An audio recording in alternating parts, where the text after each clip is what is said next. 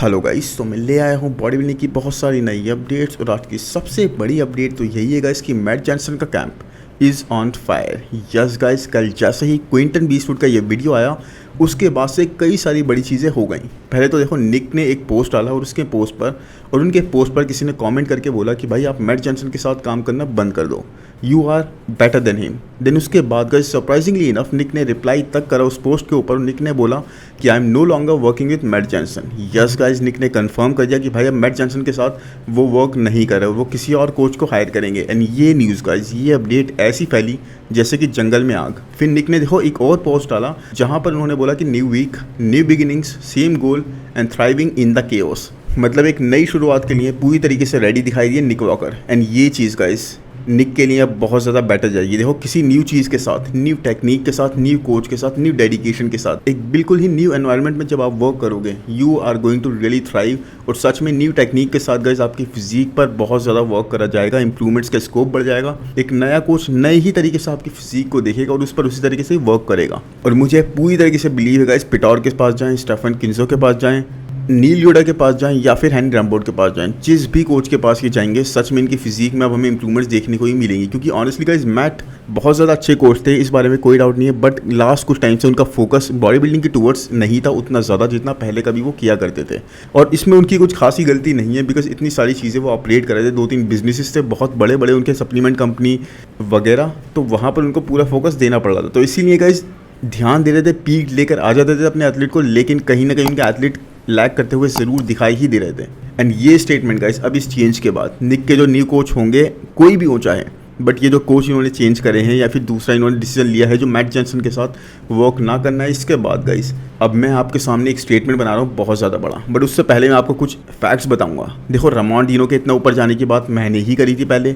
Wesley wizards कहाँ तक पहुँचेंगे मैंने बात करी थी, और वेस्ली विजर्ड्स आर्नोल्ड क्लासिक जीत चुके हैं। डेरेक लंसफोर्ड की चैंपियन बनने की बात भी मैंने करी थी, आपने अगर पहले वाला मेरा ये वीडियो देखा होगा। साथ में गाइस एरिन के हारने की बात भी मैंने इस वीडियो के अंदर कही थी कि who is the most toughest champion, और यहाँ पर मैंने क्रिस बम्स्टेड का नाम लिया था। इवन शॉन के बीट होने की भी बात उस वीडियो में करी गई थी। और साथ में गाइस रायन टेरी को मेंस फिजिक की डेफिनेशन हम ही बोलते थे, और सैम सेंडोरा के बारे में 2 साल से हम लोग कवर कर रहे हैं कि भाई हाउ प्रॉमिसिंग ही इज़ और कितना आगे जा सकते हैं। अब देखो, चाहे कोई भी रीज़न है, इनकी मिस्टर ओलंपिक परफॉर्मेंस या फिर जो भी विनर बने हैं उस चीज़ से मैं पूरी तरह अग्री नहीं करता हूँ, बट रिजल्ट्स इनके फेवर में आ चुके हैं, तो वो चीज़ हो ही गई। और इवन इनफैक्ट अगर आप जीतते भी नहीं ना टाइटल, आप टॉप 6 भी रहते तो दैट इज़ ऑल्सो एन उपलब्धि, और हमने इस बारे में बात करी थी गाइस। और आज आई एम सेइंग दिस, मैं आपके सामने बोल रहा हूँ कि with in next 3 years guys, 3 साल के अंदर निक विल बी मिस्टर ओलंपिया। लेकिन एक कंडीशन है इस बात के साथ, और वो ये है गाइस कि इनको कंसिस्टेंटली compete करते रहना होगा। यस, मतलब ये गैप ना लें और 3 साल लगातार compete करें। He is going to be mister Olympia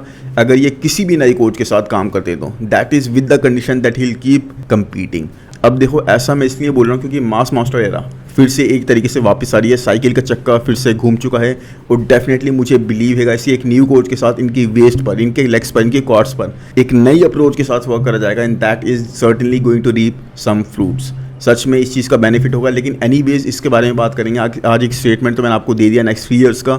अब अगर मैं शॉन के लिए बात करूंगा, तो शॉन ने भी अनाउंस कर दिया कि भाई he is also no longer working with Matt Johnson. Yes guys, Shawn Clarida ने भी बोल दिया कि वो मैट जॉनसन के साथ अब वर्क नहीं कर रहे हैं। बट शॉन का जो पोस्ट था वो भी काफ़ी रिस्पेक्टेबल था, जैसे कि यहाँ पर निक वॉकर ने डाला था।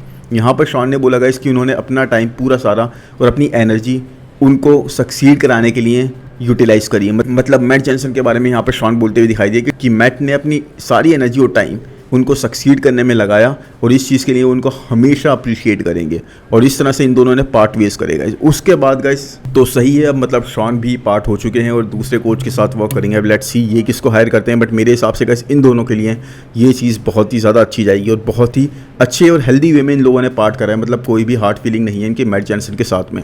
उसके बाद गाइस कल एक पॉडकास्ट अटेंड करे थे ब्रेट विल्किन, जो कि एक और एथलीट हैं मैट जॉनसन के। उन्होंने भी वहाँ पर बोला कि मैंने शॉन और निक के साथ बात करी काफ़ी ज़्यादा, और उसके बाद मेरी बात मैट जॉनसन के साथ भी हुई, और मैंने ये डिसाइड करा कि अब मैं इनके साथ वर्क नहीं कर रहा हूँ। तो इनका भी यही डिसीजन था गाइस। मतलब इन्होंने एक चीज़ तरह से ये चीज़ भी इनके बारे में बात में निकल के आ रही थी कि लास्ट शो जो इनका था, यानी लीजेंड स्पोर्ट्स फेस्ट, जहाँ से ये जीत कर इस साल के लिए क्वालिफाई कर गए हैं, वहाँ पर के लिए उन्होंने बताया कि भाई लास्ट कुछ वीक्स में मैट से ये इतने ज़्यादा कनेक्ट नहीं कर पाए, तो पीक भी अपनी इन्होंने खुद ही हिट करी थी, बिकॉज वहाँ पर इनको कोई हेल्प इस तरह से प्रोवाइड नहीं हो पाई क्योंकि मैट से इनका कनेक्ट नहीं हो पाया। तो एनीवेज जो भी चीज़ है गाइस, अब इस तरह से देखो सारे ही ऑलमोस्ट टॉप एथलीट्स जो भी थे मैट के साथ वर्क नहीं कर रहे, तो it's more like he is retiring और दूसरी चीज़ों पर फोकस करना है, क्योंकि देखो निक, शॉन और यहाँ पर साथ में ब्रैड विल्किन और साथ में क्विंटन बीस्टवुड का हम पहले ही जान चुके हैं। तो आई थिंक अब इनके पास जो बचते हैं वो एक जस्टिन शियर हैं, उनके बारे में भी हम जल्दी ही कुछ सुन लेंगे। बट मेरे हिसाब से guys he is no longer going to train anyone. और यही चीज़ यहाँ पर ब्रैड विल्किन भी इस पॉडकास्ट के अंदर बोलते हुए दिखाई दिए कि भाई मुझे मुश्किल से लगता है कि अब वो किसी को भी ट्रेन करेंगे,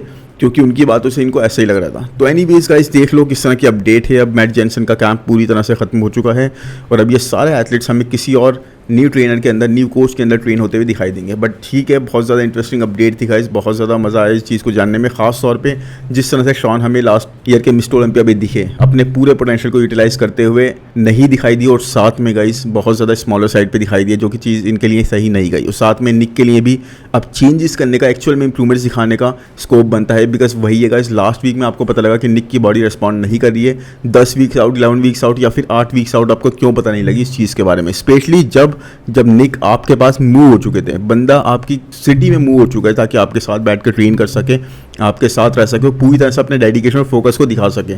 लेकिन ट्रोलिंग किसकी हो रही है? निक की। एनीवेज आप बताओ आपको ये अपडेट कैसी लगी और साथ में अब क्या लग रहा है कि ये एथलीट्स किस कोच के पास जाना पसंद करेंगे, या फिर अलग अलग कोच के पास जाएंगे, या फिर एक ही कोच के पास ये सब के सब अपना कैंप लगा लेंगे। एनीवेज अब अगर सेकंड अपडेट की बात करें गाइस, तो वो है क्योन पियर्सन की। देखो क्योन पियर्सन ने रिसेंटली एक पोस्ट डाला गाइस, उसके अंदर वो अपने स्ट्रगल के बारे में बताते हुए दिखाई दिए। यस, कितना ज़्यादा क्रिटिसिज्म का सामना उनको करना पड़ा लास्ट कुछ सालों में, इस बारे में उन्होंने खुल के बात करी। अब अगर मैं आपको उनके खुद के वर्ड्स बताऊं तो क्योन यहाँ पे बोलते हैं गाइस, मुझे याद है कितने सारे लोगों ने मुझे हार्ड टाइम दिया था जब मैंने 2020 के मिस्टर ओलंपिया को छोड़ने का और ना कम्पीट करने का डिसाइड किया था, ताकि मेरी मेंटल हेल्थ और फिर मैं अपने बेस्ट वर्जन के साथ आ सकूँ। मेरी मेंटल हेल्थ उस वक्त काफ़ी ज़्यादा सेक्रीफाइस थी। मुझे याद है 2021 में, उसके बाद वाले ईयर में 14th प्लेस पर एंड अप करना है। उस टाइम पर कई लोगों ने मुझसे ये बोला था कि मैं एक वेस्ट ऑफ जेनेटिक्स हूँ, मैं अपने जेनेटिक्स को उस तरह से यूज़ नहीं कर पा रहा हूँ, मैं सच में उन चीज़ को वेस्ट कर रहा हूँ। और मैं अब गाइस उन सभी लोगों का शुक्रिया करना चाहता हूँ, क्योंकि उनके डाउट करने की वजह से ही मैं आज इतना आगे हूँ। मुझे याद है हर उस बंदे के बारे में जो ऐसा था उस टाइम पर, और अब मुझे कॉन्ग्रेचुलेट कर रहा है जब मैंने सब कुछ हासिल कर लिया है, जैसे हमेशा मुझे सपोर्ट करी हो। So that is true guys, unless आपने सब कुछ कर लिया हो, you have done something, everyone doubts you. कियोन ने अपनी मेंटल हेल्थ के बारे में भी बात करी, एंड कितना ज़्यादा इनको बैश और ट्रोल करा गया था उस टाइम पीरियड में। सेम ही इस वक्त गाइस हम निक के साथ भी होता हुआ देख रहे हैं। देखो गेटिंग हर्ट क्योंकि आप अपने फेवरेट कंपेटिटर को स्टेज पर नहीं देख पा रहे किसी ना किसी रीज़न की वजह से, ये चीज़ एक्सेप्टेबल है, समझ में आती है। बट ऐसे समझ लेना कि वो ओ करते हैं आपको कम्पीट करना, चाहे वो बीमार हो, उनकी मेंटल हेल्थ ठीक ना हो, या फिर उनके घर पे कोई इशू चल रहा हो। That is not right guys, they all are humans to. हमको ये चीज़ समझनी चाहिए, उनको भी डाउन फील होता है, they are also feeling really bad at times. साथ में गाइस कियोन ने ये भी बताया कि जब वो प्रिपेयर कर रहे थे कंपटीशन के लिए इस साल, तो उन्होंने एक्सपेक्ट करा था कि वो अच्छा पैकेज लाएंगे, बहुत ज़्यादा इंप्रूवमेंट्स के साथ आएंगे। बट जिस तरह से वो स्टेज पर आए गाइस, जितना ज़्यादा डोमिनेटिंग पैकेज उन्होंने दिखाया, उनको खुद इस बारे में यकीन नहीं हो रहा था कि भाई मेरी फिजिक इस तरह से दिख रही है। यस, एंड जब आप ऐसी टेरिफिक परफॉर्मेंस दे देते हो ना, तब उसके बाद दोबारा उसको रिपीट करना या फिर उसी परफॉर्मेंस को सरपास करना बहुत ही ज़्यादा डिफिकल्ट हो जाता है गाइस। आप उस स्टैंडर्ड को मैच करना बहुत ही अपने लिए मुश्किल कर देते हो, बिकॉज इतना ज़्यादा स्टैंडर्ड आप अपने लिए हाई कर चुके हो। तो बट अगर ये चीज़ गाइस कोई कर सकता है तो वो है क्योन पियर्सन। एक्चुअल में इंप्रूवमेंट्स का स्कोप अभी इनके पास खत्म नहीं हुआ है, वेट कैप भी अभी इनको लिमिट नहीं करता। He is very very young, so साथ में गाइस बहुत सारी चीज़ें जो इनके फेवर में जाती हैं, इनके हक में जाती हैं। मुझे लगता है आने वाले टाइम में भी इंप्रूवमेंट्स देखने को मिलेगी, लेकिन गाइस जो कंडीशनिंग का लेवल इन्होंने यहाँ पे टच करा है ना, उसको दोबारा से मैच करना is going to be something. मतलब आप हमेशा अपने बेस्ट से कंपेयर कर जाते हो, आप कितने भी इंप्रूव होकर आ जाओ किसी भी एस्पेक्ट में, लेकिन जैसा आपको एक बार लोग देख चुके होते हैं ना अपने बेस्ट वर्जन के साथ, हमेशा उससे कंपेयर करते हैं। चाहे आप कितने भी अच्छे हो, अपने कंपेटिटर से भी आप कंपेयर नहीं करे जाते, आप कंपेयर करे जाते हो अपने ही वर्जन के साथ। और यही चीज़ यहाँ पर क्योन को आने वाले सालों में फेस करने को मिलेगी। एनीवेज अगर नेक्स्ट अपडेट की बात करूँगा तो वो है मार्टिन फिट्जवाटर की। अब देखो लास्ट ईयर इनके साथ बहुत है ना एक अजीब सी चीज़ हुई थी। आनो क्लासिक में इन्होंने अप्लाई करा था कि भाई मैं कंपीट करना चाहता हूँ, बट उन सब ने इनकी एप्लीकेशन को रिजेक्ट कर दिया। यस, उन सब ने ये सोचा कि भाई ये इतने अच्छे एथलीट नहीं है, अभी इतना नाम नहीं है इनका, इतना काफ़ी टाइम बाद वापस आ रहे हैं, तो इनको compete नहीं करना चाहिए यहाँ पर, ये इतने अच्छे नहीं है। And that's how you answer people guys. Yes, आप इस तरह से लोगों को रिप्लाई करते हो, इस तरह से लोगों के मुंह बंद करते हो, इस तरह से लोगों को रियलाइज कराते हो कि भाई यू मेड अ मिस्टेक, इस तरह के कमबैक के साथ। यस, अब देख लो who is laughing now. And Martin ने गाइस एक पॉडकास्ट में ये बात भी करी इसी बारे में कि उसी चीज़ ने हानो क्लासिक में इनवाइट ना करे जाने से, कम्पीट करने का मौका ना दिए जाने ने एक्चुअल में इनको ड्रॉ करा to push so damn hard और इतना ज़्यादा इंप्रूव करने के लिए। 5 साल या उससे पहले या फिर 3 साल पहले भी अगर मुझसे कोई बोलता कि टॉप 5 में एंड अप करेंगे मिस्टर ओलंपिया में, तो शायद मैं बिलीव नहीं करता और आप भी शायद नहीं करते। बट अब मैं बिलीव नहीं कर सकता कितनी जल्दी इन्होंने डिजर्विंग एथलीट बन के दिखाया अपने आप को इतने टॉप टियर लेवल कॉम्पिटिशन में। शायद मैं ये भी बोलता हूँ कि आने वाले किसी साल में अगर ये मिस्टर ओलंपिया जीत जाए तो इसमें भी कुछ गलत नहीं होगा। और ये है गाइस, देखो मार्टिन फिट्जवाटर की अपडेट 2 घंटे पहले की फाइनल्स में कम्पीट करने से पहले। इवन 2 घंटे पहले गाइस, सिर्फ 2 घंटे बचे थे फाइनल्स में, उससे पहले भी मार्टिन कितने ज़्यादा एक्सट्रीमली ड्राई साइड पे दिख रहे हैं। सो हार्ड वर्क डज पे ऑफ गाइस, हार्ड वर्क आपको पे करता है। ये hours and hours of posing, hours and hours of efforts और इतना ज़्यादा भूखा रहना, प्यासा रहना, सब चीज़ों ने मिलकर गाइस इनको बेस्ट बॉडी बिल्डर बना दिया है दुनिया का 4th नंबर का। यस गाइस, अब इस पिक को देखो, अगर ये आपको एक स्ट्रॉन्ग कमबैक स्टोरी नहीं बताती है ना, तो I don't know what can.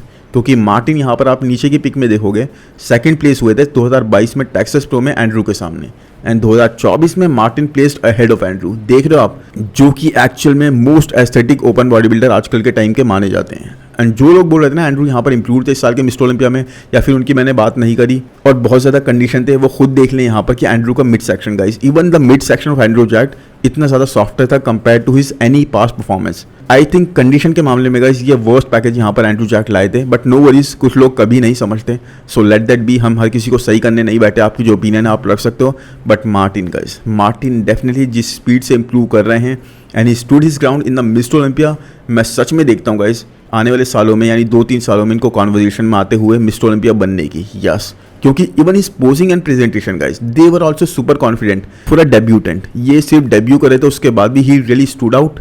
और मार्टिन इसीलिए guys is very very promising. And Martin की इस परफॉर्मेंस से गाइस हमें एक चीज़ और सोचने को मिलती है। आप इस चीज़ का आइडिया लगाओ कि अगर गुडविटो यहाँ पर होते तो वो कहाँ पर स्टैंड करते हैं, है कि नहीं? Top 6 for sure, right? क्योंकि गुडविटो और मार्टिन की बैटल आपको याद होगी जो सीजन के स्टार्ट में डिट्रॉयट प्रो में हुई थी। कितना ज़्यादा डिफिकल्ट था दोनों के लिए एक दूसरे को बीट करना। It was so damn close. एक one of the most nail biting battle हमने इस सीजन की देखी थी इन द वेरी बिगिनिंग। मुकाबला बिल्कुल बराबरी का था and that is just how guys, how good Gudvito was. So इसीलिए गाइस मुझे वेट नहीं हो रहा कि मैं गुडविटो को फिर से स्टेज पर देखूं और ज़्यादा इंप्रूवमेंट्स के साथ एक प्रो शो में कम्पीट करते हुए, उस प्रो शो को जीतते हुए और क्रैक करते हुए मिस्टर ओलंपिया में टॉप 6, जो कि टोटली पॉसिबल है गाइस। जिस तरह के हमने फैक्ट्स सीखे हैं, जिस तरह के फैक्ट्स की हमने बात करी है, इस तरह से ये चीज़ होती हुई पूरी तरह से पॉसिबल लग रही है। एनीवेज, इसके बाद बात करूँगा गाइस, तो नेक्स्ट अपडेट है जस्टिन बदुरीना की। जो जस्टिन बदुरीना ने लास्ट वीकेंड को गाइस कम्पीट करता हरिकेन प्रो शो में, और वहाँ पर कम्पीट करके इवन दो गाइस इनके जो कंपेटिटर थे यानी रनर अप थे, वो बहुत ज़्यादा स्ट्रॉन्ग कॉम्पिटिशन लेकर आए थे, उनके लिए डिफिकल्ट तो कर दिया था उन्होंने, but he won. Yes guys, Justin ने शो जीत कर लिया है बहुत ही स्पीड में qualify for the 2025 mister Olympia. And ये होते हैं गाइस कुछ smart decisions. Yes, extremely smart decision, जब आपको पता होता है कि आपको इंप्रूवमेंट्स की दरकार है, और वो आप तभी कर सकते हो जब आपको बहुत ज़्यादा टाइम उस चीज़ के लिए मिले। और साथ में गाइस आपको ये भी बताओ कि कंपटीशन का लेवल स्पेशली आपके अपने डिवीजन में कितना ज़बरदस्त हाई है, कितना आसमान छू रहा है। और यही तरीका है आपके पास जो एक्चुअल में गारंटी कर सकता है कि आप कंपीट करके क्वालिफाई कर जाओ और साथ में अपने चांसेस बढ़ाओ क्वालिफाई करने के। क्योंकि ऑनेस्टली गाइस, क्लासिक डिवीजन एक ऐसा डिवीजन है जिसमें आप कभी भी एक इंसेनली परफेक्ट डे या फिर एक्सट्रीमली वर्स्ट डे विटनेस कर सकते हो। सो एनीवेज, जस्टिन अपनी पहली मिस्टर ओलंपिया में टॉप 15 में एंड अप करे, और इस बार हमने क्लासिक डिवीजन में देखा गाइस बहुत सारी प्लेसिंग्स ऊपर नीचे होते हुए। तो इवन अगर आप टॉप 16 भी प्लेस नहीं हुए ना, मतलब 16 प्लेस पर नहीं आए, लास्ट के 25-30 एथलीट्स जिस प्लेस पर आते हैं, तो आपने कुछ तो अच्छा ही करा है, स्पेशली अपने डेब्यू में। तो लेट्स सी जस्टिन बदुरीना के लिए इंप्रूवमेंट सीजन कैसे जाता है। अब तो देखो क्लासिक डिवीजन सिर्फ क्रिस के ना होने से बहुत ही ज़्यादा खुल गया है। एनीवेज, आप बताओ जस्टिन बदुरीना की फिजिक आपको कैसी लगती है। अब अगर बात करें नेक्स्ट अपडेट की गाइस, तो वो है अबाउट हार्डी चुपन। एंड देखो यहाँ पे हार्डी चुपन कुछ ऐसे बोल रहे हैं कि तेरी जीत से ज़्यादा मेरी हार के चर्चे हैं। आई मीन ये बात बहुत चल रही, तो मैंने सोचा यहाँ पर बोल दूँ। I mean without a doubt guys, जिस तरह से यहाँ चेरिश करा जा रहा है बॉडी बिल्डिंग को ईरान के अंदर, आई डोंट थिंक कहीं भी करा जाता होगा। Hadi Choopan is totally like a king in Iran guys.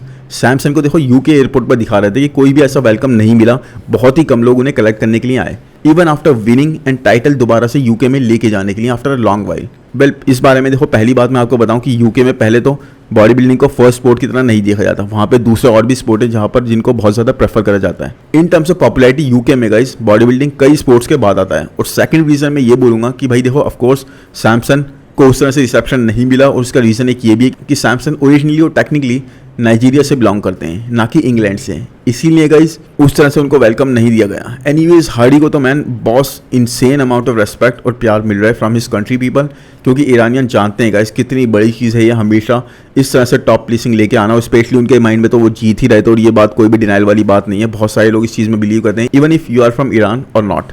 बाकी not to mention guys, Hardy अपनी जीत का, अपने जो भी प्राइज मनी होता है उसका एक बहुत अच्छा अमाउंट वहाँ पे डोनेट करते हैं, और यही चीज़ है गाइस, इतना ज़्यादा प्यार उनको मिलता है इस चीज़ के लिए। बाकी ही is a top level competitor, बहुत ज़्यादा पोलाइट हैं, बहुत ज़्यादा काइंड हैं, इसीलिए लोग उनको इतना ज़्यादा सपोर्ट भी करते हैं और उनसे बहुत ज़्यादा रिलेट भी करते हैं।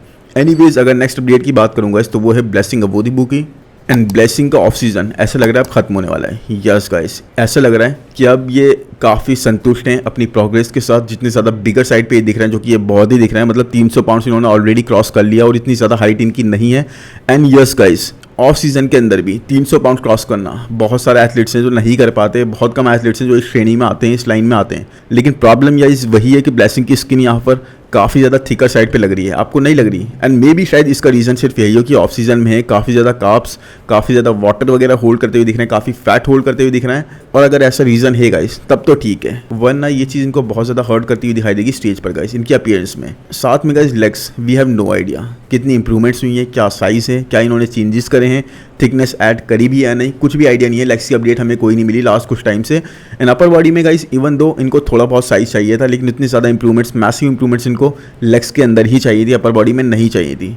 अब कितनी इंप्रूवमेंट्स करी है तो देखने में ही पता लगेगा, बट मुझे लग रहा है बहुत जल्दी अपनी प्रेप अनाउंस कर देंगे और साथ में बहुत जल्दी कंपीट करने का प्लान भी करेंगे, और तब पता लगेगा असली में कि भाई ये 1.5 साल आपने जो लगाया है इसमें क्या करा है, अगर कुछ करा भी है या नहीं।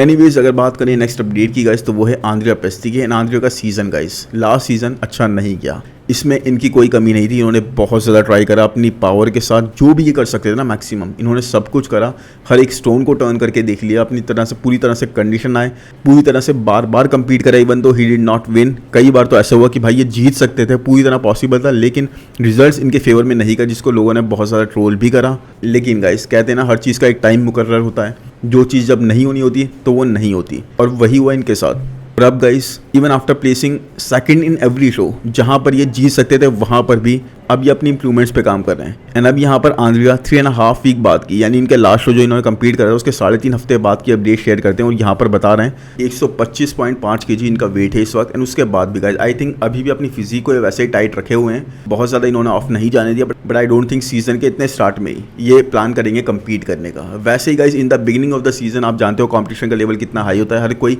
हर एक शो में जंप कर रहा होता है, कई सारे एथलीट्स तो 2-2, 3-3 शोज में जंप कर रहे होते हैं, नॉट जस्ट टू विन बल्कि प्राइज मनी को कलेक्ट करने के लिए। And I really admire his physique guys, मुझे इनकी फिजिक बहुत ज़्यादा पसंद है, बहुत स्ट्रॉन्ग फिजिक कैरी करते हैं। आई मीन सिर्फ एक लेग्स वो एरिया है गाइस जहाँ पर इनको अपनी फिजिक कंप्लीट करने के लिए रिक्वायरमेंट है इंप्रूवमेंट्स करने की, and make it crazy balanced guys. वरना साइज गाइस, साइज बोल लो, कंडीशनिंग बोल लो, विद बोल लो, एस्थेटिक्स बोल लो, कहीं पे भी एक भी एरिया में ऐसा नहीं समझता जहाँ पर आंद्रिया पेस्टी लैग करते हुए हमें दिखाई देते हैं। And that is only Y guys मैं चाहता हूँ एक प्रॉपर ऑफ सीजन में जाएं, चाहे 1 साल से भी लंबी ऑफ सीजन में जाएं, इस साल हमें कंपीट करते हुए ना दिखें, पूरे साल ऑफ सीजन लें but work on the legs guys, yes. और उसके बाद कम बैक करें as a very dominating contender in every pro show he is a part of. बाकी गाइस आई होप आज का वीडियो आपको पसंद आया होगा, आज की अपडेट्स इतनी है, पसंद आया है तो प्लीज़ लाइक कर दो यार, चैनल को सब्सक्राइब कर दो, कमेंट सेक्शन में ज़रूर बताओ कि अपडेट्स आपको कैसी लगी और किसकी अपडेट्स आप मुझे कवर करते हुए देखना चाहते हो। बाकी मिलते हैं नेक्स्ट वीडियो में, थैंक यू, बाय बाय।